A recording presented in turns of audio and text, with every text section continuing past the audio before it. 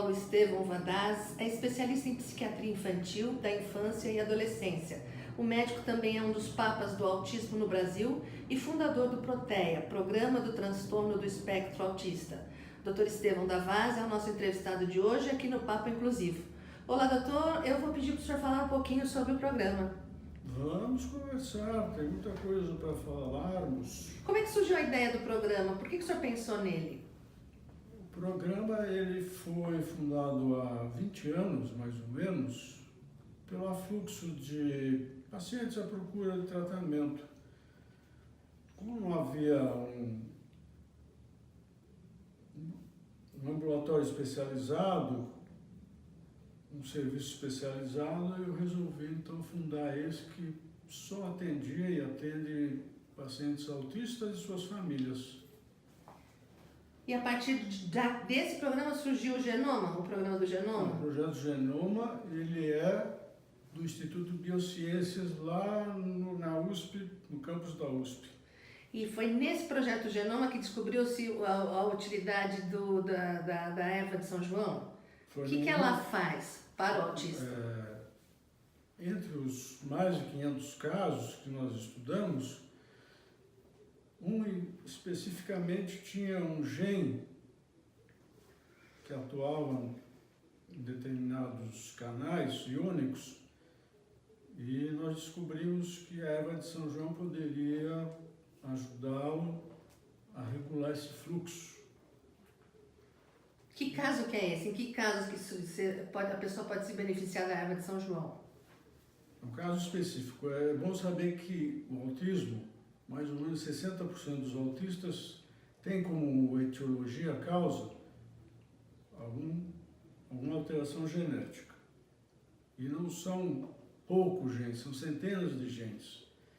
Então, fazendo uma varredura, descobriu-se que esse gene específico poderia se beneficiar com a erva de São João.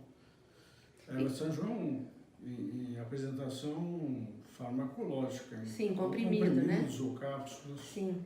E quais as causas genéticas da síndrome do autismo?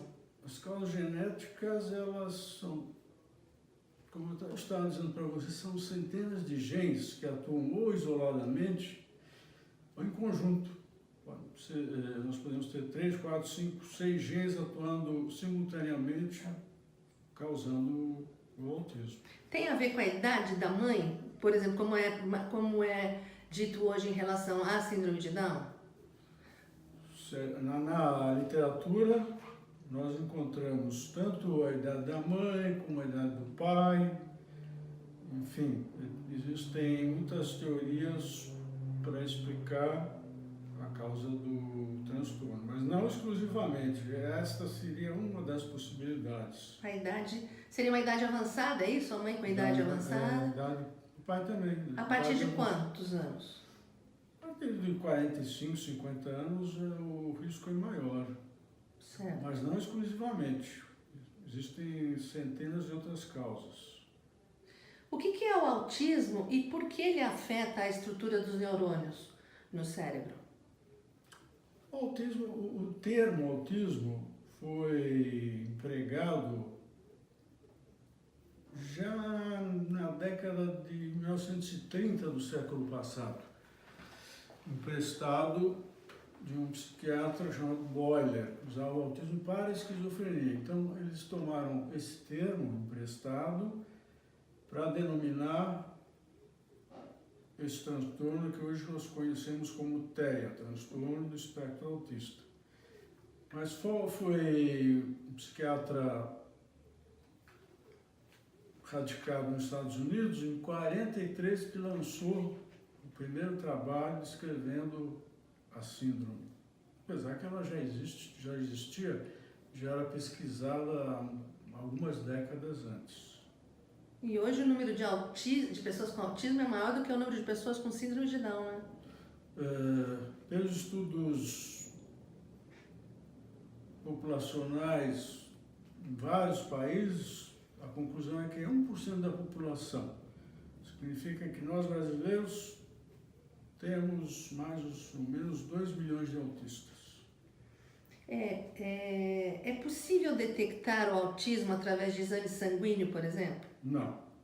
Não tem como detectar?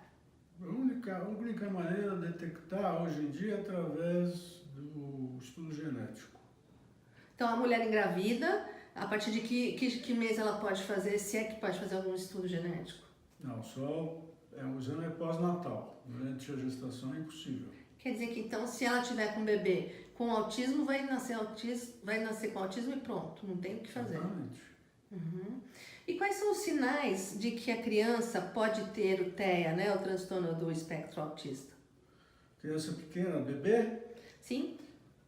o que os pais referem inicialmente é que a criança não atende chamados, parece surda, os pais correm para o otorrino para fazer exame de audição, ela tem o olhar perdido, não se interessa pelas pessoas. Outro aspecto muito interessante é que elas têm uma fixação por determinados objetos, principalmente aqueles que giram.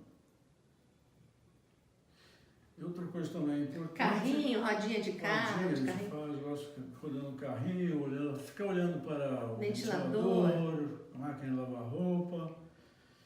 E outro, que é mais importante, é a aquisição da linguagem muito tardia. Com quantos anos? 3, 4, 5, 6 anos ou nunca mais. Uhum. E é irreversível ou não? A linguagem. Não, a linguagem você pode desenvolver ou não se você começar o tratamento precocemente. Precocemente significa início das intervenções com 1 ano e meio de idade. Então os pais têm que estar bem atentos a isso, né? Bem atentos. Essas são as dicas do doutor para os pais, para ver se as crianças escutam quando chama, quando fala. Mas tem casos de mães que falam, mas ele escutava, ele era amoroso, ele fazia tudo, e depois de repente regrediu.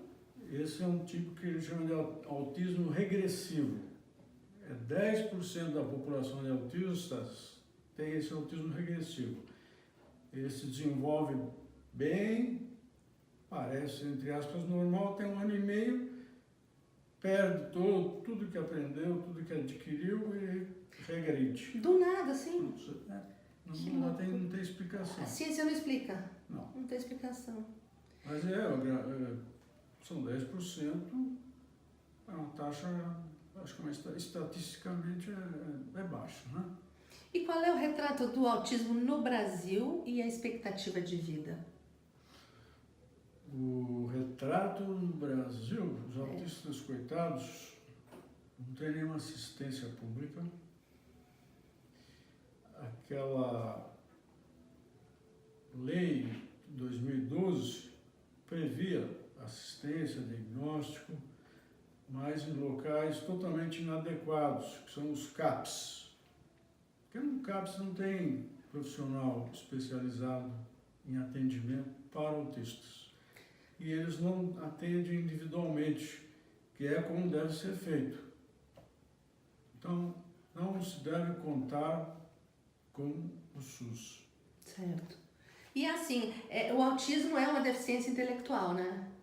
50% deles têm uma deficiência intelectual, os outros 50% não. E tem os autistas de bom rendimento, é isso? Como é que eles chamam? Autofuncionamento. Autofuncionamento.